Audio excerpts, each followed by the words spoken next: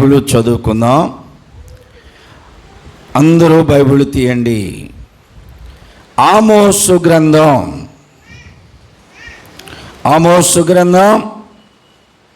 8వ అధ్యాయము 11, 12 వచనాలను నేను చదువుతున్నాను. అందరూ బైబిల్ తీయండి. ఆమోసు గ్రంథం 8వ అధ్యాయము 11, 12 వచనాలను చదువుతున్నాను. రాబోవు దినముల యందు దేశములో నేను క్షామము పుట్టింతును, అది అన్నపానములు లేకపోవట చేత కలుగు క్షామము కాక యెహోవా మాటను వినకపోవుట వలన కలుగు క్షామముగా ఉండును. ఇదే యెహోవా వాక్కు. కాబట్టి జనులు యెహోవా మాట వెదుగుటకై ఈ సముద్రము నుండి ఆ సముద్రము వరకును, ఉత్తర దిక్కు నుండి తూర్పు దిక్కు వరకును సంచరించుదురు గాని అది దొరకదు. లూకాస్వార్తలోనికి రండి. 17వ అధ్యాయము, లూకాస్వార్త 17వ అధ్యాయము 26వ వచనం నుండి చదువుతున్నాను. నోవాహు దినములలో జరిగినట్టు మనుష్య కుమారుని దినములలో జరుగును. నోవాహు ఓడలోనికి వెళ్ళిన దినము వరకు జనులు తినుచు త్రాగుచు పెండ్లాడుచు పెండ్లికి ఇయ్యబడుచు నుండిరి. అంతలో జలప్రళయము వచ్చి వారందరినీ నాశనము చేసెను. లోతు దినములలో జరిగినట్లును జరుగును. జనులు తినుచు త్రాగుచు కొనుచు అమ్ముచు నారు నాటుచు ఇండ్లు కట్టుచు నుండిరి. అయితే లోతు సొదొమ విడిచిపోయిన దినమున ఆకాశము నుండి అగ్ని గంధకములు కురిసి వారందరినీ నాశనము చేశాను. ఆ ప్రకారమే మనుష్య కుమారుడు ప్రత్యక్షమగు దినము జరుగును. మరలా ఆమోసు గ్రంథంలోనికే వస్తున్నాను. 8వ అధ్యాయము 3వ వచనం చదువుతున్నాను. ప్రభువైన యెహోవా సెలవిచ్చినదేమనగా, మందిరములో వారు పాడు పాటలు ఆ దినమున ప్రలాపములగును, శవములు లెక్కకు ఎక్కువగును, ప్రతి స్థలమందును అవి పారవేయబడును. ఓరకుండి. ప్రభునందు ప్రియ సహోదరి సహోదరులారా, ఈరోజు వాక్యం మీరు శ్రద్ధగా వింటే అర్థమైంది.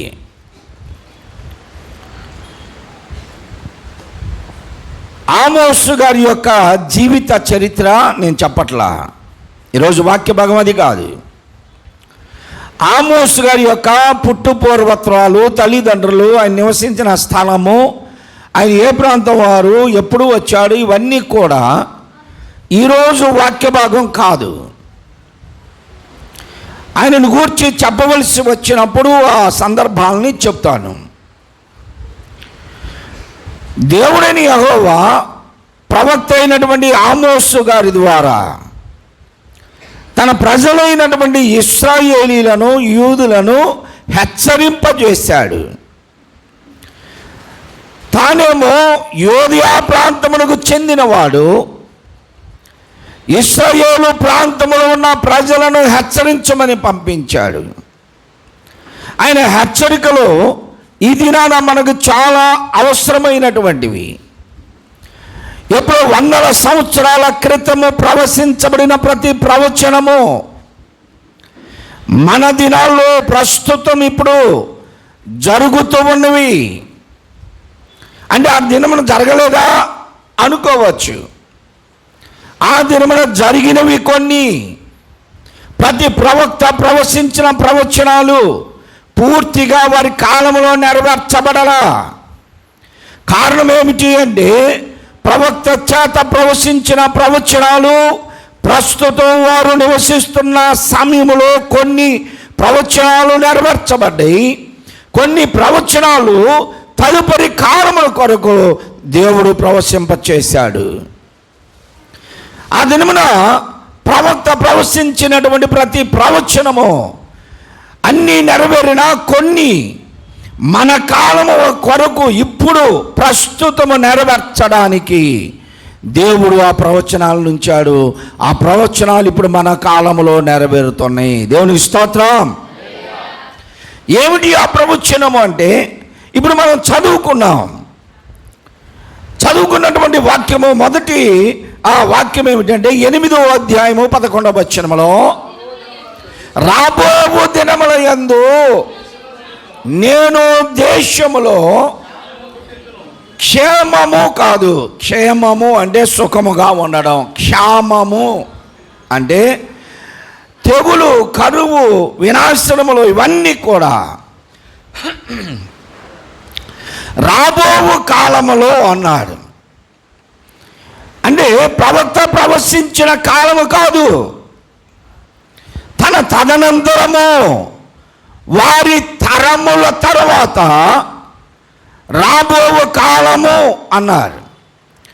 ఆ కాలము ఇప్పుడు మనము నివసిస్తున్నటువంటి కాలంలోనే దేవుడు అంటున్నాడు, నేను రాబోవు కాలమందు దేశములో క్షామము, కరువు, వినాశనము, నాశనము కలిగించబోతున్నాను అన్నాడు. ఏమిటి ఆ కరువు?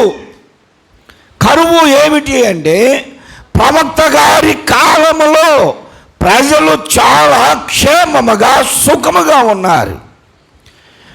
ఈ ప్రవక్త ప్రవశించిన కాలములో ఇశ్రాయేలీయుల ప్రజలు సుఖవంతమైన జీవితాన్ని జీవిస్తున్నారు.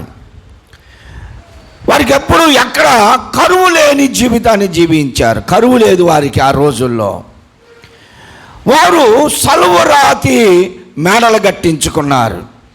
సలువరాతి మేడలు కట్టించుకున్నారు. ఎండాకాలము మనం ఇప్పుడు ఏసీలు పెట్టుకున్నట్లుగా. వర్షాకాలము, చలికాలము వచ్చినప్పుడు వారు హీటర్స్ పెట్టుకున్నారు, వెచ్చగా ఉండే గదులు. దేనికది? వారు డంగపు బెడ్లు, పానుపులు అప్పుడే ఉన్నాయి వారికి. కట్టడములు కలిగినటువంటి ఇల్లు అప్పుడే ఉన్నాయి వారికి. ఎవరు కూడా కరువులో లేరు ఆ దినాల్లో. అందరూ సుఖముగా, క్షేమముగా ఉన్నారు, ఔశ్వర్యవంతులుగా ఉన్నారు. అన్ని విషయాల్లో వారు యోగ్యులుగా, అంటే అభివృద్ధి చెందిన వారుగా ఉన్నారు. కానీ ఆ దినాల్లో వారు ఉన్నటువంటి పరిస్థితి ఏమిటంటే, బాహ్యముగా, శారీరకముగా అన్ని విషయాల్లో ఎదిగారు, అభివృద్ధి కలిగి ఉన్నారు. కానీ ఆత్మీయ స్థితిలో వారు కుంటుబడి ఉన్నారు. ఆత్మీయ స్థితి అనేది ఆమోసు గారి కాలంలో ప్రజలలో లేదు. దానిని బట్టి దేవుడు వారిని శిక్షిస్తానా అన్నాడు, శిక్షించాడు, అయిపోయింది. ఇప్పుడు 8వ అధ్యాయం 11వ వచనంలో చెబుతున్న మాట మన కాలములో జరుగుతుంది. ఏమిటి ఆ కాలము అంటే, రాబో కాలమందు నేను దేశంలో క్షామము పుట్టింతును. అది ఏ కరువు అంటే ఏంటంట, అన్నపానములు లేని కరువు కాదు, అన్నము నీరు లేని కాలము కాదు. నేను పలుమార్లు చెబుతూనే ఉన్నాను నా సాక్ష్యం. మేము సేవా పరిచర్యలో ఉన్న తొలి దినాల్లో, నాన్నగారు సేవా పరిచర్యలో మేము పాలుభాగస్తులుగా ఉన్నప్పుడు, నాన్నగారి వెంట వెళుతున్నప్పుడు ఆహారము ఉండేది కాదు. ఉదయం తింటే మరలా రేపు ఉదయం దాకా కూడా ఉండదో తెలీదు.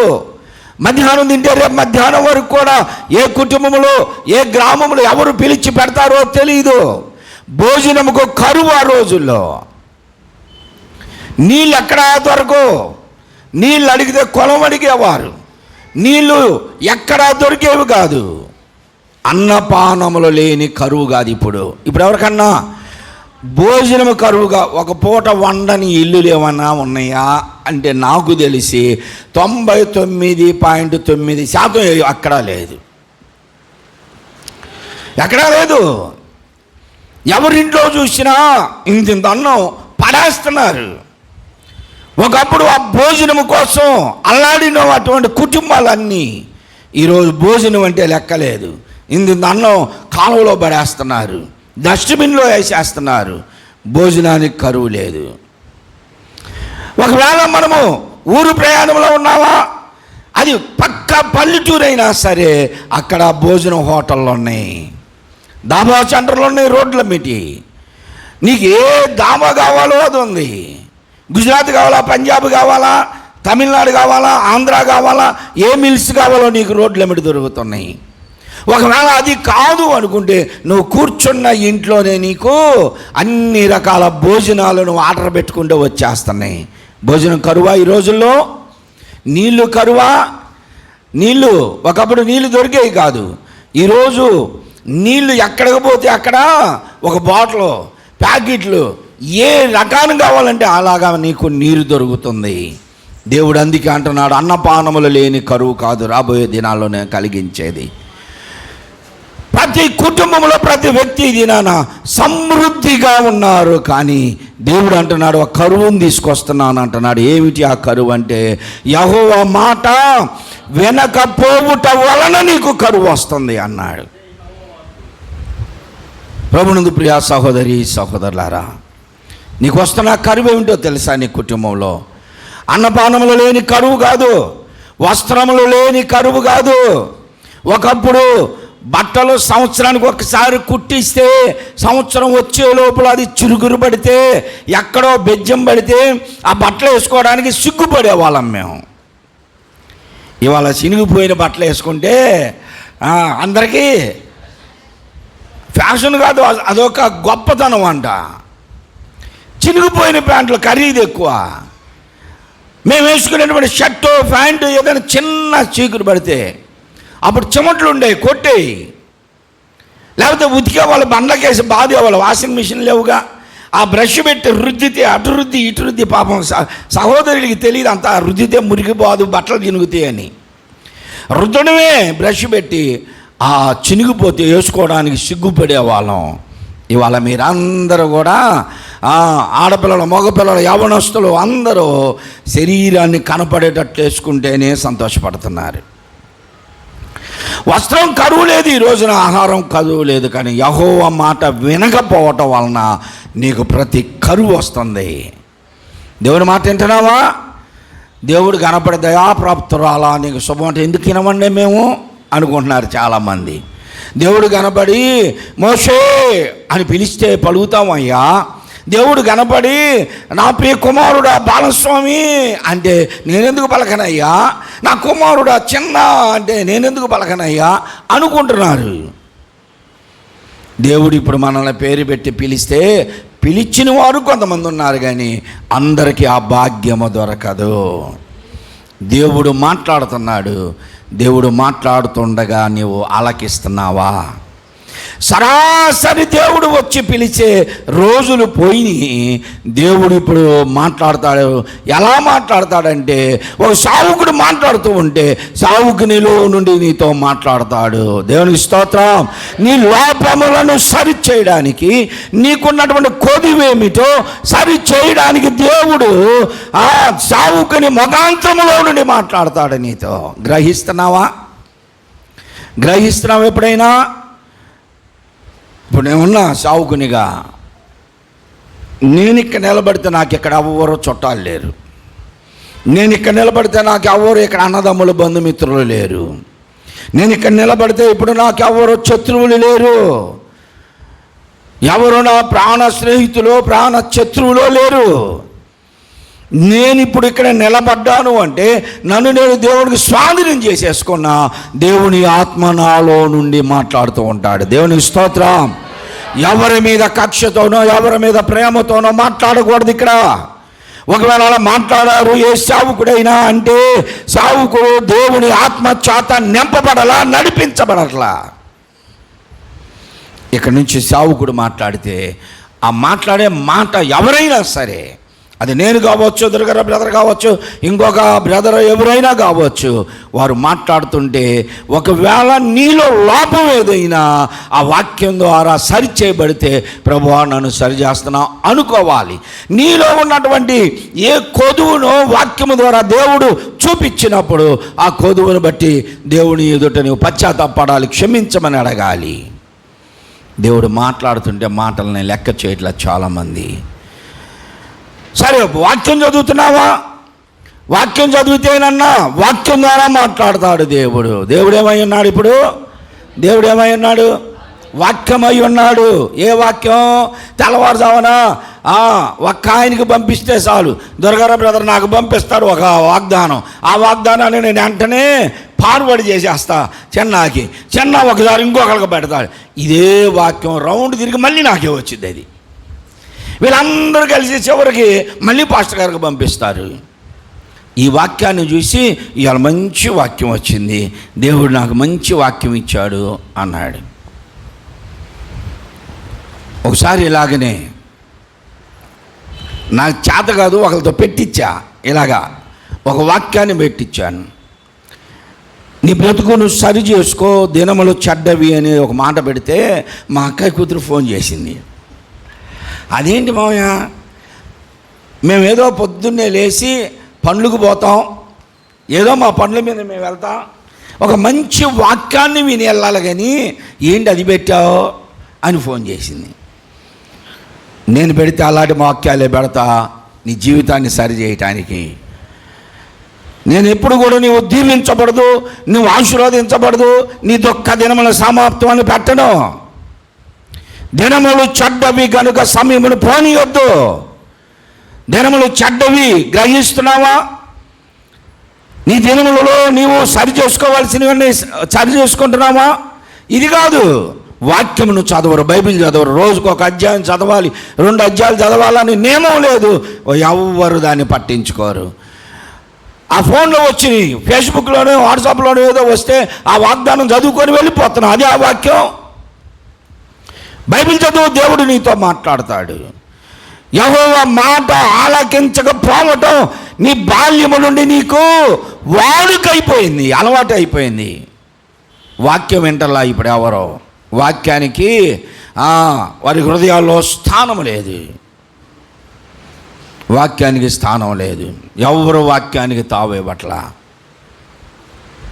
చాలామంది మీటింగుల్లో చూస్తూ ఉంటా, మీటింగ్స్కి వస్తారు, ఆ బైబిల్ ఇటు పెట్టుకొని సంకల్లో పెట్టుకొని అటు ఇటు తిరుగుతారు, పాటలు అయిపోయిందాక ఉంటారు, పాటలు అయిపోయినాక వెంటనే వెళ్ళిపోదాం పదండి అని వెళ్ళిపోతూ ఉంటారు.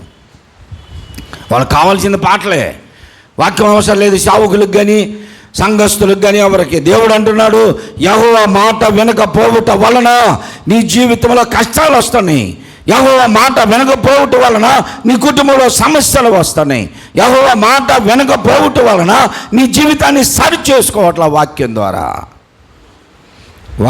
వాక్యం వింటే వాక్యం నీ లోపాలని నీకు చూపిస్తుంది, వాక్యం ద్వారా నీ జీవితాన్ని సరి చేసుకుంటావు. దేవునికి స్తోత్రం.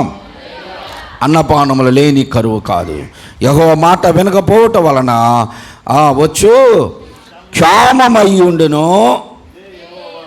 కాబట్టి జనులు యెహోవా మాట వెదుగుటకై ఈ సముద్రం నుండి ఆ సముద్రం వరకు, ఉత్తర దిక్కు నుండి తూర్పు దిక్కు వరకు సంచరించుదురు, కానీ అది వరకే దొరకదు.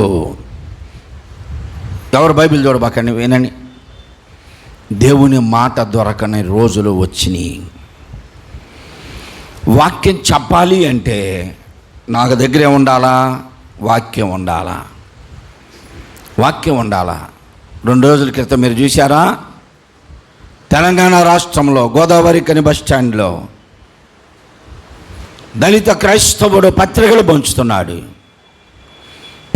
పంచుతున్నాడు. అతను ఒంటరివాణ్ణి చేసి మత ఉన్మాదులు, ముస్కరులు అంటారు వారిని, మత పిచ్చి పట్టిన వాళ్ళు, కానిస్టేబుల్తో కలిసి అతని చేతిలో ఉన్న పత్రికలు అతనితో చింపించి అతనిని వాళ్ళ దేవుడికి జై కొట్టమని కింద నేలకు ముక్కు రాసి క్షమించమని అడిగి, ఇంకెప్పుడు నేను ఇవి పని చేయను, యేసుక్రీస్తు పత్రికలు పంచను అని చెప్పించి అతన్ని భయంకరంగా దూషించారు. అతను పుట్టుకను దూషించారు. ఎవరు వీళ్ళు? ముస్కరులు, మత జాడ్యం కలిగినటువంటి వారు. అదే తెలంగాణ రాష్ట్రంలో చేజర్ల అనే గ్రామంలో బుడగజంగాలు వర్గానికి చెందినటువంటి ఒక దళితుణ్ణి వాళ్ళ దేవాలయంలోనికి వెళ్ళాడని చిత్రహింసలు పెట్టి అతన్ని ఒళ్ళంతా రక్తమయం చేసి బయటికి తీసుకొచ్చారు. ఇది దేవుని మాట వినకపోవటం కారణము. తూర్పుగోదావరి జిల్లాలో మందిరానికి వెళ్తున్నారని 5 కుటుంబాలను వేలేశారు. వారిని నిత్యావసర వస్తువులు ఏది అందకుండా, ఆ ఊర్లో వారితో ఎవరు కలవకుండా మాట్లాడకుండా వెలివేశారు వారిని. ఇవి జరుగుతుంది ఇప్పుడు. వాక్యములను బైబిల్ చించి వేస్తున్నారు, పత్రికలను చించేస్తున్నారు. బయటకు వచ్చి వాక్యం చెప్పడానికి వీలు లేకుండా కట్టడి చేస్తున్నారు. ఇవి ఇప్పుడు జరగట్లేదా? దేవుడు చెప్పింది అది కాదా? అన్నపానం లేని కరువు కాదు, సమృద్ధికి తిని హాయిగా పండుకుంటున్నాం. కొవ్విన దూడలను వధించి ఆమోసు గారికి కాలంలో ఇశ్రాయేలు ప్రజలు కడుపారా తినేవారు దేవుణ్ణి మర్చిపోయి ఉంటున్నారు. దేవుడు అంటున్నాడు, ఇదిగో నీవు సుఖంగా ఉన్నావు, క్షేమంగా ఉన్నావు, కానీ దేవుని మాటను మర్చిపోయావు గనక దాని వలన నీకు క్షేమం కలుగుతుంది, కరువు వస్తుంది, వినాశనము కలుగుతుంది. ఆ విషయాన్ని ఖండిస్తున్న ఒక సావుకునిగా మత జాడ్యము కలిగినటువంటి పనులవన్నీ. దేవుని మీద ప్రేమ వేరు, దేశం మీద ప్రేమ వేరు. దేవుని మీద భక్తి వేరు, దేశం మీద భక్తి వేరు. ఇప్పుడు నేను చెప్పే మాటలో ప్రధానికి చేరేదాకా షేర్ చేయండి అందరూ దమ్ముంటే. ఇప్పుడు నేను చెబుతున్నా, నా వయసు చూడొద్దు, నా కులం చూడొద్దు, నా మతం చూడొద్దు, నా అర్హతలు చూడొద్దు. నేను దేశ సంరక్షణ కొరకు సైన్యంలో పోరాడుతున్న ఒక గన్ని ఇవ్వండి. దేశభక్తి అంటే అది. ఇండియా ఈజ్ మై కంట్రీ అని నేర్చుకున్నాం. నా దేశం కొరకు నేను వీరమరణం పొందడానికి ఇష్టపడతా. నేను చచ్చేలోపు 4 శత్రు సైన్యంను చంపైనా నేను చేస్తా. ఇది దేశభక్తి. నువ్వు రాగలవా? నీ ఇల్లు వాకిలి భార్య పిల్లలను వదిలిపెట్టి దేశం కోసం ప్రాణాలు వడుదాం, రా. బోర్డర్లో నిలబడదాం గన్నులు పట్టుకొని, శత్రువుల్ని చంపుదాం. దీనికి రారు. దేశభక్తి ఊరకనే మత పిచ్చి బట్టి లేదు. ఇంకొకటి, అది వీరమరణం. దేశం కోసం చావడం వీరమరణం, దానికి సిద్ధమే. లేదు, దేవుని కోసం చేద్దాం, వస్తావా? నా దేవుని పేరుతో నేను చావడానికి, హతసాక్షిని అవ్వడానికి ఇష్టపడతా. సాటుకు పోయేటప్పుడు కాదు, పబ్లిక్లోకి రా, ప్రధానికి చెప్పు, ముఖ్యమంత్రికి చెప్పు, 2 గన్నులు తీసుకురా, నువ్వొకటి నేను ఒకటి తీసుకుందాం. ఈ మత పిచ్చి పట్టిన వెర్రోళ్ళకి చెబుతున్నా నేను. మత పిచ్చే మీకు, దేవుని మీద భక్తి కాదు. నీ దేవుని కొరకు నువ్వు చావాలనుకుంటే రా, ఇద్దరం చేరుగా గన్ను పట్టుకుందాం. పబ్లిక్లో మళ్ళీ సాటుకు కాదు, యాక్సిడెంట్లు చేసి చంపడం కాదు. పబ్లిక్లో నా దేవుని పేరు మీద నేను హతసాక్షిని అవుతా. నీ దేవుని పేరు మీద నువ్వు హతసాక్షి అవుతావా? ఆహా, దేవుని కోసం చావరు వీళ్ళు. దేవుని పేరు చెప్పి ఇతరులను చంపుతారు. ఇదా భక్తి? ఇది భక్తి కాదు, మూఢత్వం, మూర్ఖత్వం. దేవుని పేరుతో ముష్కరులు అవుతున్నారు. ఇప్పుడు నీకు నిజంగా దేవుని మీద భక్తి ఉంటే రా, దేవుని కోసం చావు. నా దేవుని మీద నాకు ప్రేమ ఉందో, భక్తి ఉంది, నేను నా దేవుని కోసం చస్తా, హతసాక్షిని అవుతా. పబ్లిక్లో ఇది షేర్ చేయండి, ప్రధానికి చేర్చండి, ముఖ్యమంత్రికి చేర్చండి, గనులు ఇప్పియండి, తెలుసుకుందాం దేవుని కొరకు ప్రేమ ఉందా లేదా. మత పిచ్చితో బ్రతుకుతున్నారు చాలామంది. మందిరాల్లోనికి వచ్చేస్తున్నారు. VBS జరుగుతుంటే చిన్నపిల్లలను బెదిరించారు. నిన్న చిన్నపిల్లలను బెదిరించారు, బెదిరిపోయారు పాపం పిల్లలు. VBS జరుగుతుంటే దేవుని మీద భక్తి ప్రేమతో, నాతో పాటు నేను వస్తే నాతో పాటు 100 మంది వస్తారు దేవుని కోసం చావడానికి, నీతో పాటు 4 చాలు దేవుని కోసం తెచ్చే వాళ్ళని. మత పిచ్చితో బ్రతకూడదు, మత జాడ్యముతో, మూర్ఖత్వం, ముష్కరులుగా బ్రతకూడదు. పహల్గామాలో చిన్నపిల్లలను చంపారు, క్రిస్టియన్స్ని చంపారు, హిందువులు చంపారు. ఖండిస్తున్నాను నేను దాన్ని. ఎవరైనా ఒకటే. మత పిచ్చితో పెరగకూడదు. క్రైస్తవులు కూడా చెప్తున్నా, క్రైస్తవులైనా సరే క్రీస్తు మీద ప్రేమతో మనం పని చేద్దాం. మన కొరకు సిలువలో తన ప్రాణమును పెట్టినటువంటి ప్రభు కొరకు మనం బ్రతుకుదాం. శ్రమ అయినా, హింస అయినా, వస్త్రహీనతైన ఉపద్రవములైనా సరే నా యేసుని ప్రేమ నుండి నన్ను ఎడబాపునది లేదు. దేవునికి స్తోత్రం. దేవుని ప్రేమతో బ్రతుకుదాం. క్రైస్తవ్యం అంటే అది. రాబోయే దినాల్లో ఇదిగో జరుగుతుంది ఇదే. ఇప్పుడు 8:3 దేవుడు ప్రవక్త ద్వారా ప్రవశింపజేశాడు. ఏమంటున్నాడో తెలుసా? ఆ దినమున మీరు మందిరములలో పాడే పాటలు చదవండి.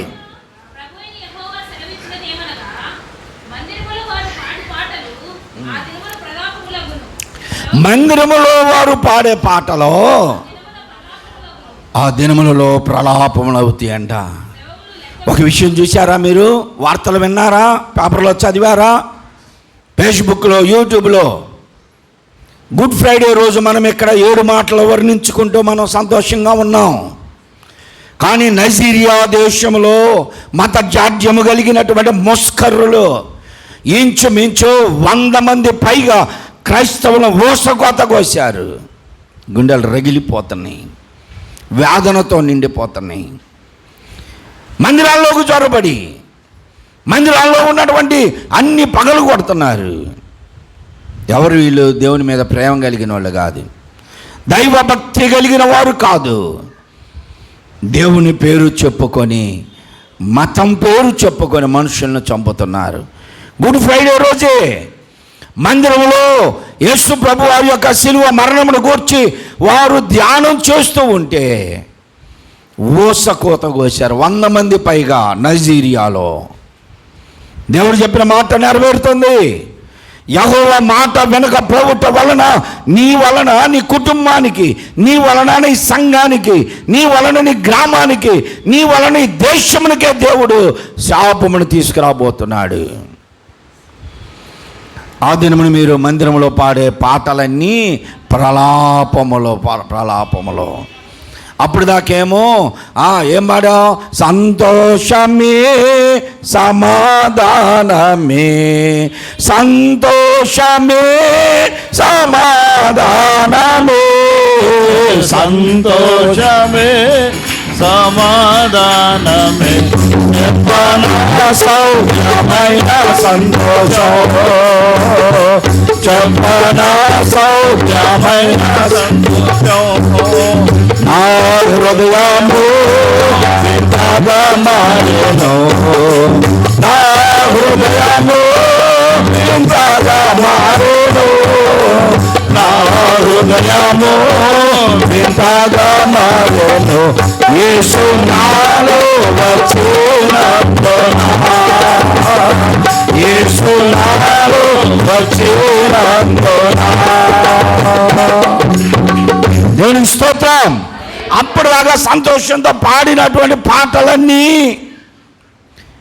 మందిరంలోకి ప్రవేశించిన ముస్కర్రలు ఊసకోత కోస్తే ఇప్పుడు ఏ పాటలు అయిపోయినాయి? అన్నీ విలాపములు అయిపోయినాయి, ప్రలాపములు అయిపోయినాయి. ప్రాపిస్తున్నారు, అయ్యో వెళ్ళిపోయావా. నవదంపతులండి వివాహం చేసుకొని వెళ్ళారు, చిన్న పిల్లలు తీసుకొని వెళ్ళారు, చనిపోయారు. ఎంతగా ఏడుస్తుందో తెలుసా అమ్మాయి? యవనస్తురాలు. నీ దేవుని ప్రేమ ఉందా? దేవుని కొరకు నువ్వు బ్రతకాలనుకున్నావా? దేవుని కొరకు హతసాక్షి అవు. ఇది దేవుడు చెబుతున్నాడు. ఆ దినమున మీరు మందిరములలో పాడు పాటలు, సంతోషముగా పాడుకున్న పాటలన్నీ కూడా ఇప్పుడు ఏమవుతాయి? ప్రలాపములు అవుతున్నాయి. ఇప్పుడు మన కాలంలో దేవుడు చెప్పింది ఇదే. ఆ దినముల యందు దేవుని మాట వినకపోవటం వలన నీ కరువు వస్తుంది. సహోదరి సహోదరులారా, ఎక్కడో జరిగిందిలే, మనం క్షేమంగానే ఉన్నాం అనుకుంటున్నావా? మన దాకా వస్తుంది.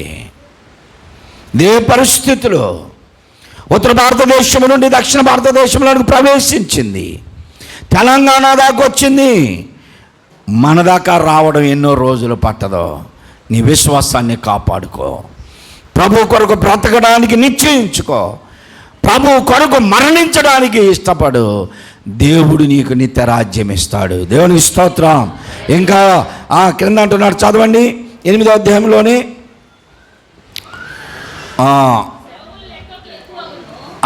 ఏంటంట? శవములు లెక్కకు ఎక్కువగును, ప్రతి స్థలమందును అవి పారవేయబడును. చూడండి ఏమంటున్నారు ఇక్కడ, శవములు ఎక్కువైపోతున్నాయి. యాక్సిడెంట్ చేస్తే ఆ శవం ఎక్కడ పడిపోయింది? ప్రవీణ్ ప్రగడాల గారిది రోడ్డమిటి పడిపోయింది. శవములు లెక్కకు మించి ఇంకా పాస్టర్లకి హెచ్చరికలు చేశారు, మీకు కూడా యాక్సిడెంట్లు కాకుండా చూసుకోండి అని. అంటే లెక్కకు మించి శవములు విపరీతంగా పడిపోతున్నాయి. అయితే మీరు ఊరకుండుడి, మీరు కూడా ప్రార్థన చేయండి అని చెప్తున్నాడు. ఇంకా ఏమంటున్నాడు తెలుసా?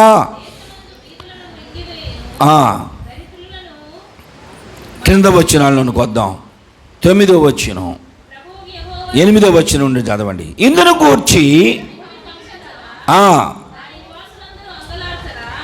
గూర్చి భూమి కంపించదా, దాని నివాసులందరూ అంగలార్చరా?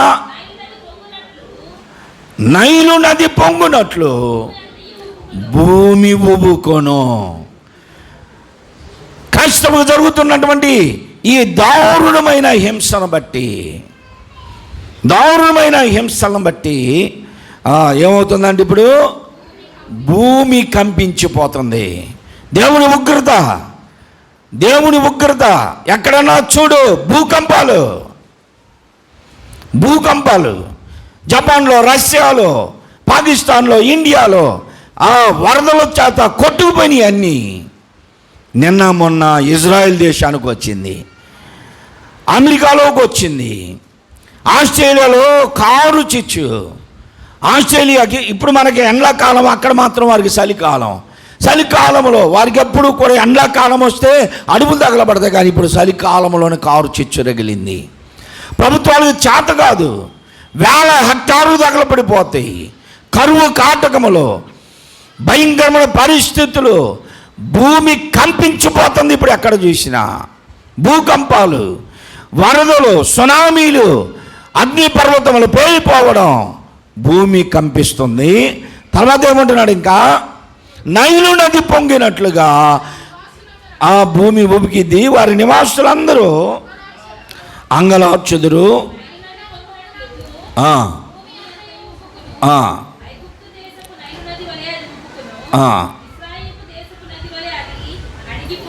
ప్రభువైన యెహోవా సెలవిచ్చినదేమనగా, ఆ దినమున నేను మధ్యాహ్న కాలమున సూర్యుని అస్తమింప చేసేదను అంటున్నాడు. దేవుని స్తోత్రం చెప్పండి. నా వైపు చూడండి, వాక్యాన్ని వినండి. అందరూ దేవుని వాక్యాన్ని వినాలి. ఆ దినమున దేవుని ఉగ్రత భూమి మీదకు వస్తుంది. మధ్యాహ్న కాలమున సూర్యుని నేను అస్తమింప చేస్తాను. ఇది నా చాలామంది సూర్యగ్రహణం, చంద్రగ్రహణం అని ఇప్పుడు మనం అనుకుంటున్నాం, కానీ బైబిల్ గ్రంథంలో యోబు మహానీయుడు ఎప్పుడో చెప్పాడు. ఆమోస్ ప్రవక్త ద్వారా దేవుడు ప్రవశింప చేశాడు. మధ్యాహ్న కాలమునే సూర్యుడు అస్తమిస్తాడు, సూర్యగ్రహణం వచ్చేస్తుంది, దేశమంతా చీకటి అయిపోద్ది. పగటి వేళను భూమికి చీకటి కమ్మేస్తుంది. ఇలాంటి పరిస్థితులు రాబోతున్నాయి అంటున్నాడు. మీ పండగ దినములు దుఃఖ దినములుగాను, మీ పాటలు ప్రలాపములుగాను మార్చుదును. ఏమైంది? మన పండగ దినాలు ఏమైపోయినాయి? దుఃఖ దినములుగా మారిపోయినాయి. ఇంతకుముందు సంవత్సరం వచ్చిందంటే గుంట గ్రౌండ్లో పెద్ద పెద్ద సభలు జరిగాయి. ఇప్పుడు జరుగుతున్నాయా? రోడ్ల మీద ముందు లేవు, సభలు జరగడానికి వీలు లేదు. గుంట గ్రౌండ్లో సభలు లేవు, మహిమా గార్డెన్లో సభలు లేవు. అలాగనే ఎక్కడెక్కడ రోడ్ల మీద ఎక్కడ కూడా సభలు పెట్టడానికి వీలు లేకుండా ప్రభుత్వాలు కట్టడి చేస్తున్నాయి. వాల్ పోస్టర్ వేయడానికి కూడా వీలు లేదు. చివరికి మందిరాల్లో కూడా మందిరాలని కూడా మొన్న వచ్చి ఒక ఆమె వచ్చి ఫోటో తీసుకొని పోతుంది మందిరం. నేను కూర్చొని ఉన్నా, మేడం ఇట్లా ఎందుకు తీస్తున్నావు ఏంటి అన్నా అంటే, ప్రభుత్వం మాకు ఎన్ని మందిరాలు ఉన్నాయి మీ వార్డులో, మీ ఏరియాలో? ఆ మందిరాలు రిజిస్టర్ అయినాయా లేదా? ఆ మందిరాలకు పాస్టర్లో వాళ్ళు ట్రైనీడా కాదా? వాళ్ళు పాస్టర్లో అసలు ఒరిజినలా కాదా? మొత్తం కనుక్కోమన్నారండి. అందుకే నేను ఫోటో తీసుకొని వెళ్తున్నా. మరి నువ్వు నన్ను అడిగావా? నేను కనపడుతున్నాను ఎదురుగా అడిగా. నేను నన్ను అడగాలగా. ఈ డీటెయిల్స్ అన్నీ అడగకుండా ఒక ఫోటో తీసుకొని పోయి ఏం రాస్తాను? ఆ ఫార్మీ నేను రాసిస్తానన్న. రాజుగేంద్రనగర్కి వెళ్ళారు, అక్కడ కూడా అడిగారంట, ఫోటో తీసుకున్నారు. మీ పాస్టర్ ఎవరో? ఎంతకాలం నుంచి పాస్టరో? అసలు ఒరిజినలేనా కాదా? ఇవన్నీ డీటెయిల్స్ తీసి ఇప్పుడు చర్చిలను మూసేయబోతున్నారు. చర్చిలు మూసేస్తున్నారు. సరే, చర్చి లేకపోయిందిలే. చర్చిలు మూసేసినప్పుడు అన్న మేము ఆదివారం మాకు ఎట్లా ఉందన్న, రా ప్రార్థన పెడదు అంటే నేను వచ్చి ఆ రాని వాళ్ళ ఇంట్లో లోపల ప్రార్థన జరుగుతుంటే ఏం జరిగింది ఆ రోజు అందరికీ తెలుసుగా. ఎవరో ఇన్ఫర్మేషన్ ఇచ్చారు, ఆ ఇంట్లో జరుగుతుంది ప్రార్థన. ఆ ఇంట్లో మందు అమ్ముతున్నావా? ఆ ఇంట్లో ఏమన్నా అక్రమ కార్యాలు జరుగుతున్నాయా? దేశ విద్రోహ చర్యలు ఏమైనా జరుగుతున్నాయా? లేదే. కారణం ఏమిటి అంటే దేవుని మీద పగ. దేవుని మీద పగ. ఇళ్లల్లో కూడా ప్రార్థనలు జరగని ఇట్లా ఒక ఇంట్లో ఇలాగనే జరుగుతుంటే ప్రార్థన చూడండి. ఇవి చూడండి మీరు ఫేస్బుక్లో, యూట్యూబ్లో ఒక రీల్స్ చూసుకుంటున్నారు చాలామంది. రీల్స్ ఏమి రీల్స్? ఆమెకు 40 సంవత్సరాలు ఉండదు, ఆమె డాన్స్ చేస్తుంటే వీళ్ళు రీల్స్ అవి చూసుకుంటున్నారు. దేశంలో జరుగుతున్న ఘోరాలు, క్రైస్తవ మిషనరీల్ని చంపుతూ మందిరాలను కూల్చివేస్తూ ప్రార్థనలు జరగని ఇట్లా ఇళ్లల్లో కూడా జొరబడుతున్నారు. ఇలాంటి పరిస్థితి ఇంట్లో జరగనిచ్చారా మనల్ని? ఇంకా నయం, పోలీసులు ఆ రోజు నన్ను కొట్ల. నేను అనుకుంటా వచ్చా, కొడతారు మొత్తానికి, ఎక్కడో మొత్తానికి అందరి ముందు కొడతారు. అయినా పర్వాలా, ఎవరి కోసం? దేవుని కోసం. కొడితే కొట్టారు అనుకుంటూ వచ్చా. ఎలాంటి పరిస్థితులు? ఆ దినమున ఏమంటున్నాడు? మీ పండగ దినములు దుఃఖ దినములుగా మారుస్తానన్నాడు. మీరు పాడే పాటలో ప్రలాపముగా మారుస్తాను. అందరి మొలల మీద గోనెపట్ట కట్టుకొని చేయుదును, అందరి తలలు బోడి చేయుదును. అంటే అవమానం కలిగిస్తున్నాడు. ఇప్పుడు సావుకులందరికీ అవమానం.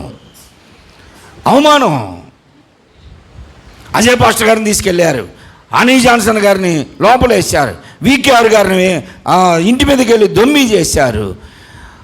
తర్వాత జేమ్స్ గారు వాక్యం చెప్పి దిగి వస్తుంటే స్టేజ్ దగ్గర మైకులు పెట్టినోడు వచ్చి ఎగబడి కొడుతున్నాడు. ఎంత అలసైపోయాడు సేవకుడు అంటే. మీరు ప్రార్థన చేయాల్సింది. మీరేం ప్రార్థన చేస్తున్నారు? మా ప్రభువా, మా అబ్బాయి 10th పాస్ అయ్యాడయ్యా, వాడికి ఎంసెట్ సీట్ కావాలయ్యా, నీట్ అయిపోతున్నాడయ్యా, మా అమ్మాయికి మంచి మెడిసిన్లో సీట్ రావాలయ్యా. వాళ్ళ యోగ్యత ఉంటే వస్తాయి, ఖచ్చితంగా ఇస్తాడు దేవుడు. నాకు ఇల్లు కావాలయ్యా, అది 2 అంతస్తులు కావాలయ్యా, నాకు ఒక కారు కావాలయ్యా, అది 7 సీటర్ కావాలయ్యా. ఈ ప్రార్థనలు ఎక్కువైపోయినాయి ఇప్పుడు. నీకేది అవసరమో తండ్రికి సమస్తం తెలుసు. నువ్వు చేయవలసిన ప్రార్థన చెయ్యి. సంఘ క్షేమాభివృద్ధి కొరకు ప్రార్థన చెయ్యి. కుటుంబ ఆశీర్వాద కూటములను పెడుతున్నారు, కానీ ఆ కుటుంబాలన్నీ జారుతున్నాయి. అక్కడ కుటుంబాల కొరకు ప్రార్థన ఉందా? సంఘ క్షేమాభివృద్ధి కొరకు ప్రార్థనలు జరుగుతున్నాయా? నీ గ్రామంలో జరుగుతున్నాయా? నీ సంఘంలో చేరుతున్నావా? నీ కుటుంబంలో చేరుతున్నావా? లేదు.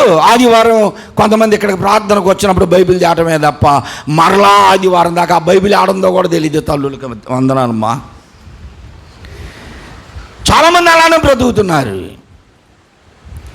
దేవుడు అంటే లెక్కలేని స్థితిలో బ్రతుకుతున్నారు. కారణం ఏంటంటే ఇదిగో ఆమోసు గారి కాలంలో ఉన్న ఇశ్రాయేలు ప్రజలు సుఖవంతమైన జీవితం జీవిస్తున్నారు.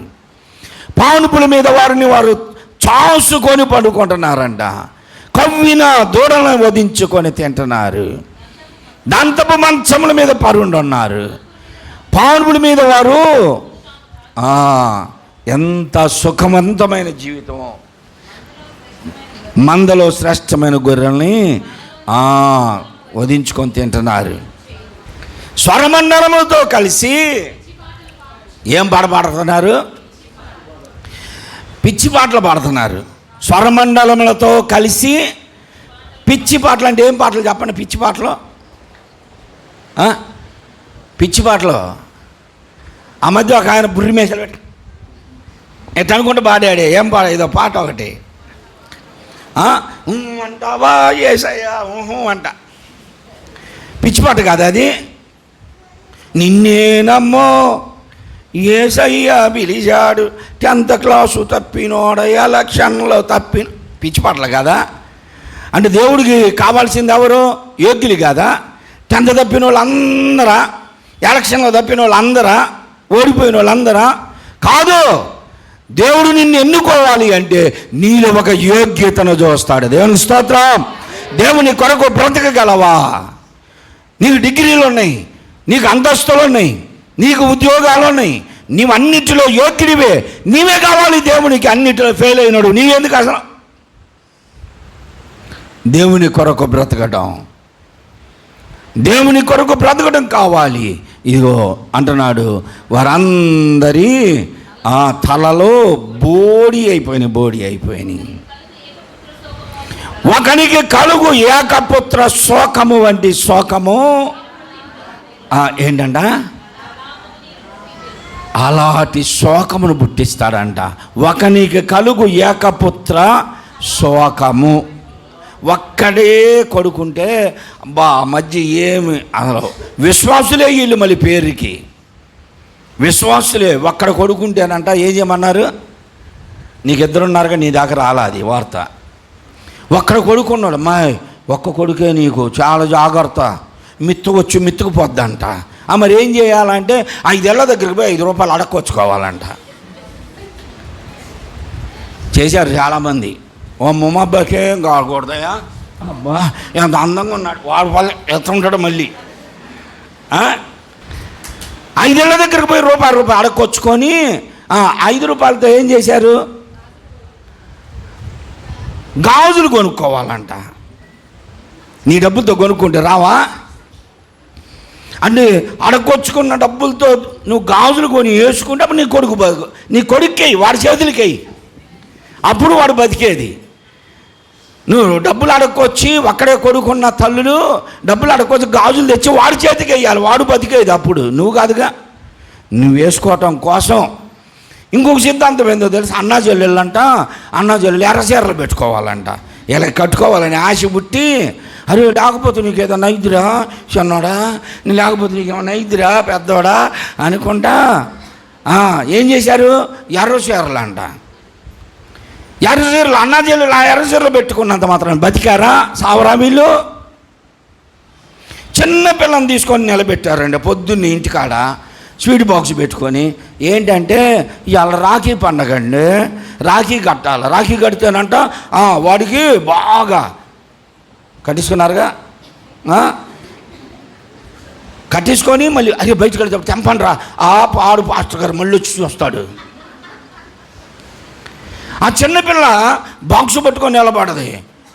సరే ఆ బాక్సు, ఇంత పెద్ద బాక్సు, అది ఎక్కడ తెచ్చారో కానీ, స్వీట్ బాక్స్ కేజీ బాక్స్ది, దాంట్లో ఉన్నాయి ఏంటంటే 4.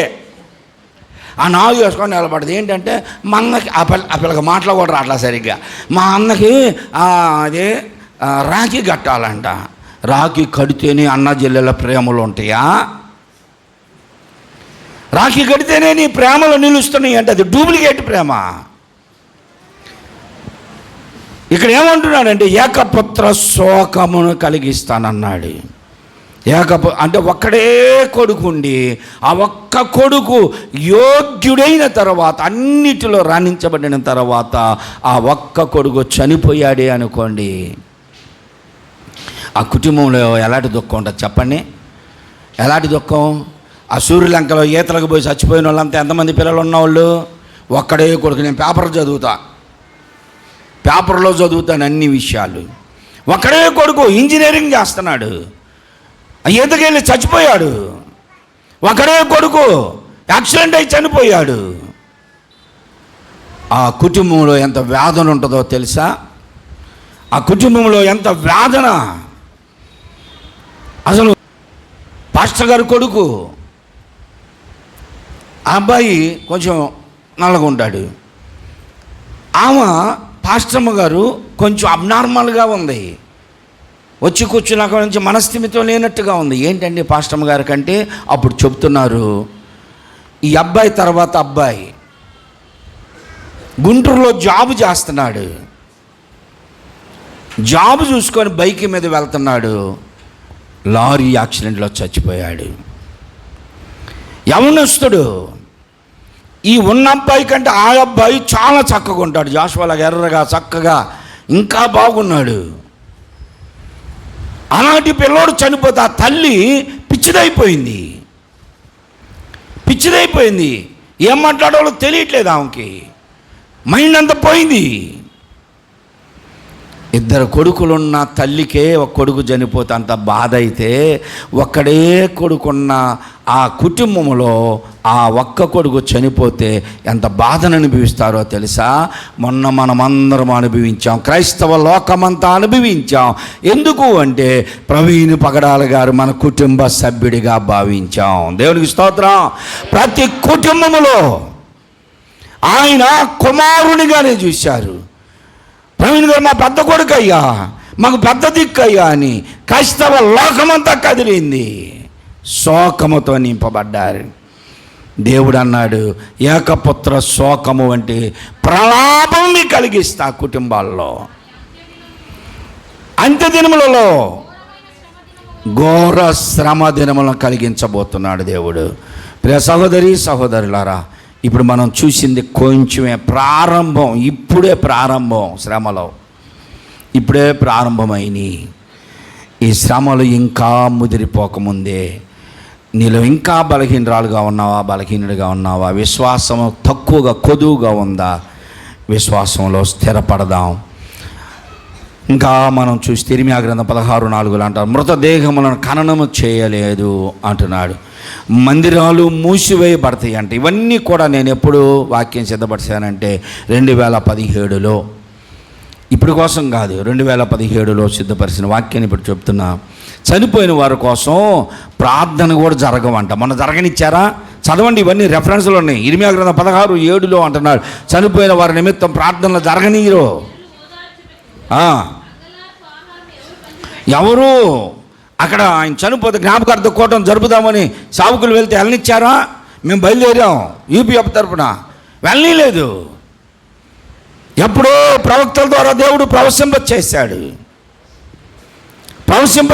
ఎప్పుడో చనిపోయిన వారి నిమిత్తము ప్రలాపములు ప్రార్థనలు చేయడానికి సమావేశాలని జరగనీరు, తొలగించబడతాయి అన్నాడు. యెషయా గ్రంథం 26:20 అంటున్నారు, వారు తలుపులు మూసి వేసుకొని దాగుకునే సమయం వచ్చింది అంటున్నాడు. తలుపులు మూసుకొని దాక్కునే సమయం వచ్చింది. మనిషి యొక్క అహంకారము ప్రస్తుతి కాలము సమీపించగా అంటున్నాడు 26:17 ఇవన్నీ కూడా నెరవేరుతున్నాయి. ఈ కడవరి దినములోకి వచ్చాం మనం, భయంకరమైన పరిస్థితుల్లో ఉన్నాం. ఈ దినములలో మనము మన బలహీనతలను సరి చేసుకుందాం. దేవుని కొరకు బ్రతకడానికి నిశ్చయించుకో, నీలోని లోపములను సరి చేసుకో. ఇవాళ క్షేమంగా ఉన్నావు గనక నేను చెప్పే విషయాలు నీకేమీ అర్థం కావు. ఏ కొదువు లేదు, కొరత లేదు, దిగులు లేదు, బాధ లేదు, రోగము లేదు. అందువలన నీవు ఈ మాటలు నీ హృదయంలోనికి చేరవు. ఏదైనా రోగం వచ్చి మరణానికి సంభవించినప్పుడు, కుటుంబంలో ఏదైనా కష్టం వచ్చి శ్రమకు సంభవించినప్పుడు అప్పుడు అర్థమవుతాయి ఇవన్నీ. అప్పుడు మమ్మల్ని కావమని, మమ్మల్ని కప్పమని కొండ బండలతో మీరు చెప్పుదురు, కొండల మీదకి పారిపోతారు, కానీ మీకు ఆశ్రయము దొరకదు అంటున్నాడు. ఇప్పుడు మరలా క్రొత్త నిబంధనలకు వద్దాం. లోకాసువార్త 17:26 చదువుకున్నాం.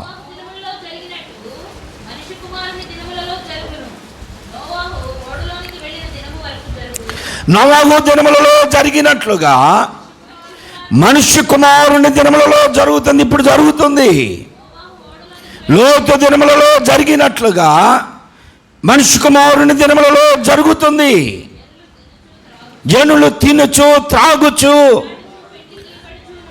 పెండ్లికి ఇచ్చుచు పెండ్లి చేసుకుంటూ నారు నాడుతూ నారు కోయిచూ ఉన్నారు. జగములో జనులు దిగులు లేదని భయము విడిచి బ్రతుకుతున్నప్పుడు అంతలో జల ప్రళయము వచ్చి మనుషులందరూ నశించిపోయారు. అలాంటి రోజులు రాబోతున్నాయి. ఎవరు చెప్పారు తెలిసి మాట? యేసు ప్రభు వారు చెప్పాడు. నోవహు దినముల యందు ఎలాగుండెనో మనుష్య కుమారుని దినముల యందు అలాగే ఉంటుంది. లోతు దినముల యందు ఎలాగుండెనో మనుష్య కుమారుని దినముల యందు అలాగనే ఉన్నాయి. ఈ 2 దినాలని నేను చెప్పేసి ముగిచ్చేస్తాను. దేవుని స్తోత్రం చెప్పండి.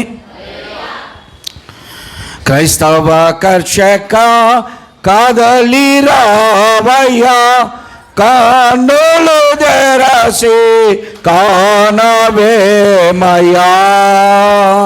కోత కాలము గతించిపోయే, గ్రీష్మకాలము కూడా జరిగిపోయే, కోత కాలము గతించిపోయే, గ్రీష్మకాలము కూడా జరిగిపోయే, మనుష్య కుమారుడైన క్రీస్తు యేసు మంచి విత్తనములు విత్తిపోయే, భూలోకమానేడు పొలంబునందున వాక్యంబనే విత్తనంబు విత్తెను.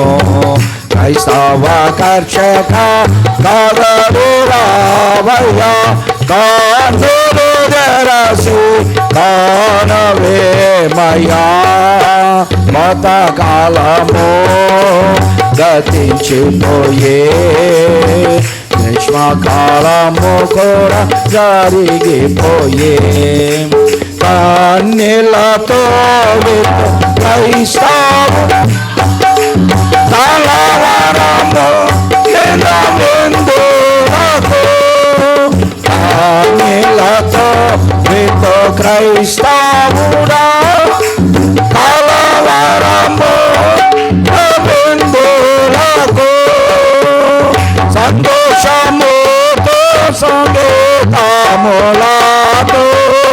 సంతోషముతో సంగీతములతో సాగిపోదాము, ఆగిపోకను, సాగిపోదాము, ఆగిపోకను. క్రైస్తవ కర్షక కదలి రావయ్యా, కన్నులు తెరసి కానవేమయ్యా, కొత్త కాలము గతించిపోయే, గ్రీష్మకాలము కూడా జరిగిపోయే. దేవుని స్తోత్రం. హల్లెలూయా. లోతు దినములలో జరిగినట్లు మనుష్య కుమారుని దినములలో జరుగుతుంది. నోవహు దినములలో జరిగినట్లు మనుష్య కుమారుని దినములలో జరుగుతుంది. నోవహు దినములలో ఏం జరిగిందో మీరు చెప్పండి, నేను ముగిస్తా. నోవహు దినాల్లో ఏం జరిగింది? బైబిల్లో ఉన్నది.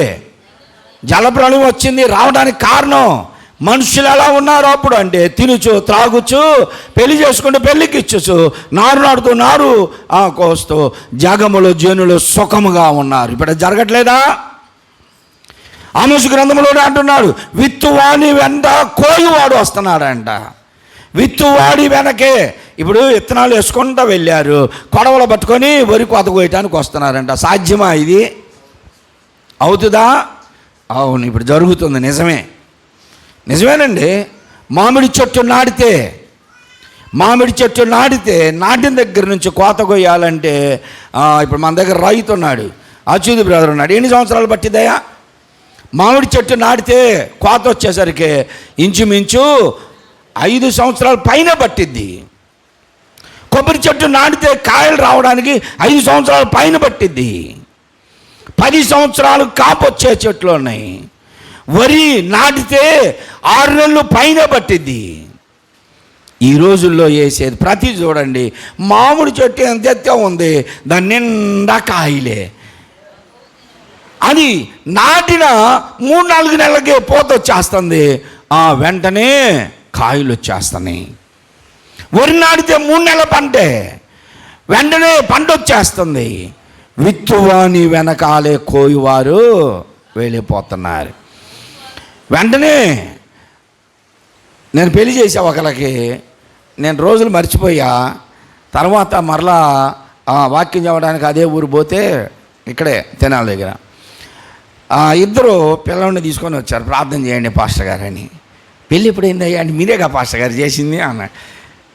ఎప్పుడు మొన్న ఈ మధ్య కదా అంటే అవును పాస్టర్ గారు 9 నెలలు అయింది, 10 నెలలు అయింది, 10 నెలలు అయింది, 9 నెలల పిల్లోడు.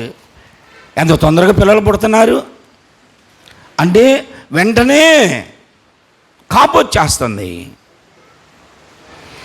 మరి లోతు దినముల్లో జరిగినట్లుగా నోవహు దినములో జరిగింది మనం జ్ఞాపకం చేసుకుని. లోతు దినాల్లో ఏం జరిగింది చెప్పండి. ఇప్పుడు చెప్పాలి మీరు. లోతు దినాల్లో ఏం జరిగింది? వాక్యం వినే వాళ్ళు అయితే నిజంగా చెప్పాలి. ఇప్పుడు లోతు దినాల్లో ఏం జరిగింది?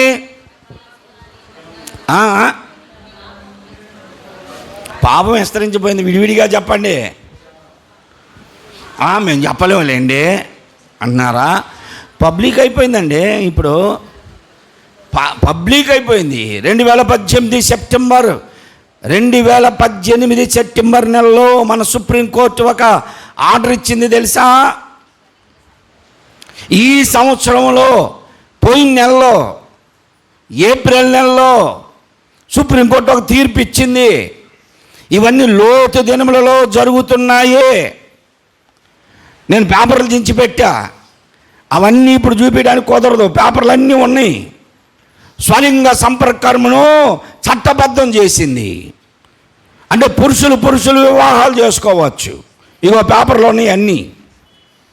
పురుషులు వివాహాలు చేసుకోవచ్చు. లెస్బియన్స్ స్త్రీలే వివాహాలు చేసుకోవచ్చు. మన ఆసియా ఖండంలో ఎలాంటి చట్టాలన్నీ లీగల్ చేసేశారు, క్రమబద్ధీకరించారు. ఇంత మాత్రమేనా? మన ఇండియాలో హైకోర్టు తీర్పిచ్చింది ఏంటో తెలుసా? అక్రమ సంబంధాలు తప్పు కాదు. ఇప్పటికే ఎన్నో కాపురాలు కూలిపోతున్నాయి. ఎంతోమంది ఉరివేసుకొని సూసైడ్ చేసుకొని చచ్చిపోతుంటే బైబిల్ ఏం చెప్పిందో తెలుసా? నీ పొరుగు వానిది ఏదైనా ఆశిస్తే తప్పు అని చెప్పింది బైబిల్. మేము ఆ బైబిల్ని అనుసరిస్తున్నాం, బైబిల్ని బోధిస్తున్నాం. ఇది తప్ప? అక్రమ సంబంధాలు తప్పు అని బైబిల్ చెప్పింది. నీ పొరుగు వానిది ఏది ఆశించొద్దు, నీ పొరుగు వాని భార్యనైనా ఆశించొద్దు అని బైబిల్ చెప్పింది. ఇప్పుడు ఏది శ్రేష్టం అంటాం? మన భారతదేశంలోని హైకోర్టు ఇచ్చిన తీర్పు ఇది. 2018 సెప్టెంబర్ నెలలో అక్రమ సంబంధాలు తప్పు కాదు, అవి లీగల్ చేసేసినాయి. ఈ నెలలో ఏప్రిల్లో కూడా అదే తీర్పు వచ్చింది. ఆ రోజు చట్టసభల్లో పెట్టారు, ఈరోజు ఇది అయిపోయింది. ఇప్పుడు అందరూ తిరగబడుతున్నారు. పాస్టర్ గారు నాకు ఇన్ని రోజులు తెలియలేదే, నేనేందో షార్ట్గా అనుకుంటారు. ఇప్పుడు దేవుని వాక్యం బోధిస్తుంది ఏందో తెలుసా? నువ్వు మోహపు చూపు చూస్తేనే నువ్వు పాపం చేసావని బైబిల్ చెబుతుంది. ప్రభు చెబుతున్నాడు. మేము నమ్మిన యేసు ప్రభు చెబుతున్నాడు. మోహపు చూపు తప్పని చెబుతున్నాడు. అక్రమ కార్యము తప్పు అంటున్నాడు. నీ పొరుగు వానిది ఏది ఆశించొద్దని చెబితే నీవేమో కోర్టులు, అలహాబాద్ హైకోర్టు నుండి తీర్పు. మన భారతదేశం కాదా అది? అక్రమ సంబంధాలను ప్రోత్సహించట్లేదా? స్వలింగ సంపర్కాన్ని ప్రోత్సహించట్లేదా? లెస్బియన్స్ని ప్రోత్సహించట్లేదా? ఇవన్నీ కూడా నీతి న్యాయములతో బ్రతకమని పరిశుద్ధ గ్రంథం చెబుతుంది. లోతు దినములు అదే జరిగింది. లోతు ఇంటికి చిన్న పిల్లల మొదలుకొని వృద్ధుల వరకు ఇంటి ముందుకు వచ్చి తలుపు కొడుతున్నారు. లోతు తలుపుది. ఆయన బయటకు వచ్చి తలుపు తీయకుండా తల బయట పెట్టి ఏంటి అయ్యా చెప్పండి అంటే, ఈ దినాన మీ ఇంటికి వచ్చిన వాళ్ళని మేము కూడాలి. ఎవరు వాళ్ళ ఇంటికి వచ్చింది? పురుషులు. ఆయన అంటున్నాడు, అయ్యా ఇంత పాతకం కట్టుకోవద్దు, నా ఇంటికి వచ్చిన అతిథులు వాళ్ళు. మీకు కావాలంటే నా కుమార్తెలు ఉన్నారయ్యా, కన్యకల వారు. మాకెందుకు ఆడవాళ్ళు? మేము పురుషులతో అవాంఛనీయమైన కార్యాలు చేసేవాళ్ళం. ఆ రోజు ఏది జరిగిందో ఈరోజు అదే జరుగుతుంది. మీరు వెళ్ళండి, వీకెండ్ డేస్లో చూడండి, శని ఆదివారాలు ఒకప్పుడు పెద్ద పెద్ద పట్టణాల్లో ఉండేది, ఇప్పుడు మన చిన్న చిన్న పట్టణాల్లోనికి వచ్చింది. ఏంటో తెలుసా? భార్యలు ఎక్స్చేంజ్ అంట. ఇంతకుముందు ధాన్యం ఎక్స్చేంజ్ ఉండేది మా నాన్నోళ్ళ కాలంలో. అంటే పండిన ధాన్యం తీసుకెళ్ళి కొట్లో ఇస్తే సరుకులు ఇచ్చేవాళ్ళు. మా కాలం వచ్చినప్పుడు ఇనప సామాను, ప్లాస్టిక్ సామాను ఇస్తే ఐస్ క్రీములు ఇచ్చేవాళ్ళు. వస్తువు మార్పిడి, ధాన్యం మార్పిడి, వస్తువు మార్పిడి మా టైంలో. ఇప్పుడు వచ్చేసరికి ఏంటంట, భార్యల మార్పిడి. అక్రమం కదా ఇది? దేశం ప్రోత్సహించట్లేదా? ప్రభుత్వాలు ప్రోత్సహించట్లేదా? పరిశుద్ధ గ్రంథం అది తప్పంటుంది. మేము నమ్మిన సిద్ధాంతం ఇది. మా రక్షకుడైన ప్రభు బోధిస్తుంది ఇది. అదే చెప్పాడు, అదే చేయమన్నాడు. రాబో దినముల యందు లోతు దినముల్లో జరిగినట్లుగానే జరుగుతుంది. చాలామంది ఇది ఈ ముస్కరులకి వాక్యం అర్థం కాదు. లోతు కుమార్తెలతో పాపం చేయలేదా అంటున్నారు, దుర్మార్గుడా. ఎంతమంది మన ప్రాంతాల్లో కూతురులతో పాపం చేసిన వాళ్ళు పేపర్లో, టీవీల్లో చూపిస్తున్నారు చూడు. ఎవరాళ్ళు? మళ్ళీ యేసుబో, యెహోనో, ఏబు, మత్తయి అని పేరు పెట్టుకున్న వాళ్ళు కాదు, మన భారతీయులే. ఈ చూడండి, ఫస్ట్ లోతు క్రైస్తవుడు కాదు. ఇదొకటి గుర్తుపెట్టుకోవాలి, ఎన్నోసార్లు చెప్తున్నా. లోతు భార్య దేవుని స్వరాన్ని విన్నాం కాదు.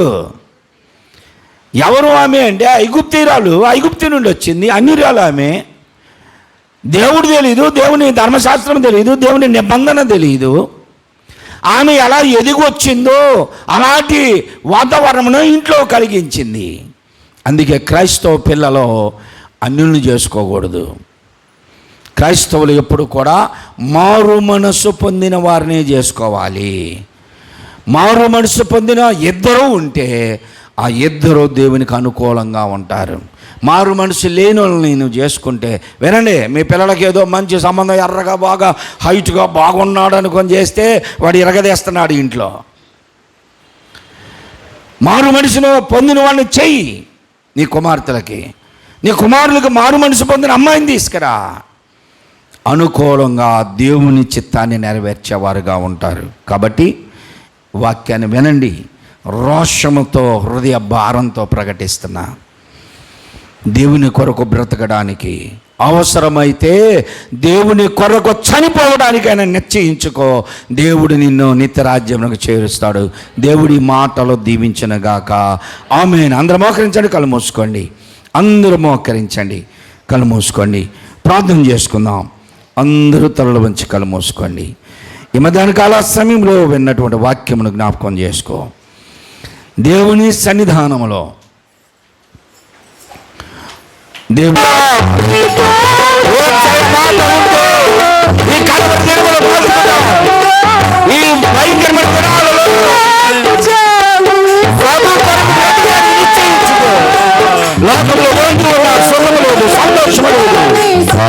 దేవుని మాట కొరకు ఎదురు చూడు.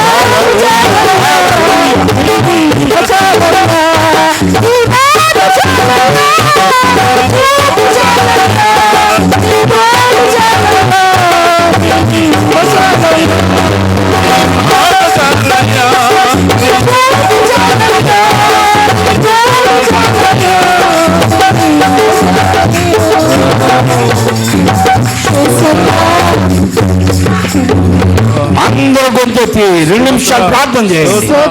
అందరూ ప్రార్థన చేయాలి. ఎవరు మౌనంగా ఉండవద్దు. వందనాలు పెదాలు చెప్పండి, నోరు విప్పి హృదయపూర్వకంగా ప్రభువా, కలవరి దినములు భయంకరమైన దినాల్లో జీవిస్తున్నామయ్యా. రాబో దినములు ఎందు దేశంలో క్షామము పుట్టిస్తానన్నావు. ఆ దినాల్లోనే ఉన్నామయ్యా. లోతు దినములలో ఎలాగున్నదో మా దినములలో కూడా అలాగనే ఉన్నదయ్యా. భయంకరమైన స్థితుల్లో మేము బ్రతుకుతున్నాం. అలాంటివి ఏది వచ్చినా మేము తప్పించబడినట్లుగా మా చేయి పట్టుకోయ్యా. నీవుంటే చాలయ్యా. మా ఆస్తులు పోయిన, ఆప్తులు విడిచిపెట్టిన, అనారోగ్యము మమ్మల్ని క్షీణింపజేసిన నీ మాట ఉంటే చాలయ్యని ప్రభుతో మాట్లాడు. ప్రార్థన చేయి. ఎవరు క్షమించమని అడగకున్నా, ప్రభు నా బలహీనతలు క్షమించి విడిచిపెడుతున్నాను అనుకున్నా అందులో పాలు పొందొద్దు. ఎవరో అలాగ మౌనంగా ఉండవద్దు. ప్రార్థన చేయి, ప్రార్థన చేయి. నేను కూడా ప్రార్థన చేస్తా ఉంటా. మరి సాధించి అడిగి వేడుకొంచున్నాను తండ్రి, ఆమేన్. అందరూ లేచి నిలబడండి. అందరూ లేచి నిలబడండి. పరలోక ప్రార్థన ఆశీర్వాదాలతో సెలవు తీసుకుందాం. ఇమ్మానుయేలు రాతమో ఇంపై పాడబడుతుండగా కానుకలు సమర్పించడానికి వరుసలో రండి. ఓ పాపియాందురు మోర్గమో పాపము పోవను యేసును నాకు మారుగా ఆశీర్వా జవాగా శ్రీయేసు రక్త మే పోడు శ్రావించునాగుగా.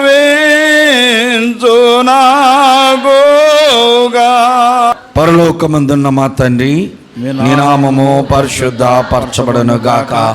నీ రాజ్యము వచ్చును గాక. నీ చిత్తము పరలోకమందు నెరవేరుచున్నట్లు భూమి యందును నెరవేరును గాక. మా అనుదినాహారము నేడు మాకు దయచేయము. మా రుణస్తులను మేము క్షమించిన ప్రకారము మా రుణమును క్షమించము. మమ్మను శోధనలోనికి తేక దుష్టు నుండి తప్పించుము. ఏలయనగా రాజ్యము, బలము, మహిమ నిరంతరము నీవేనావు తండ్రి.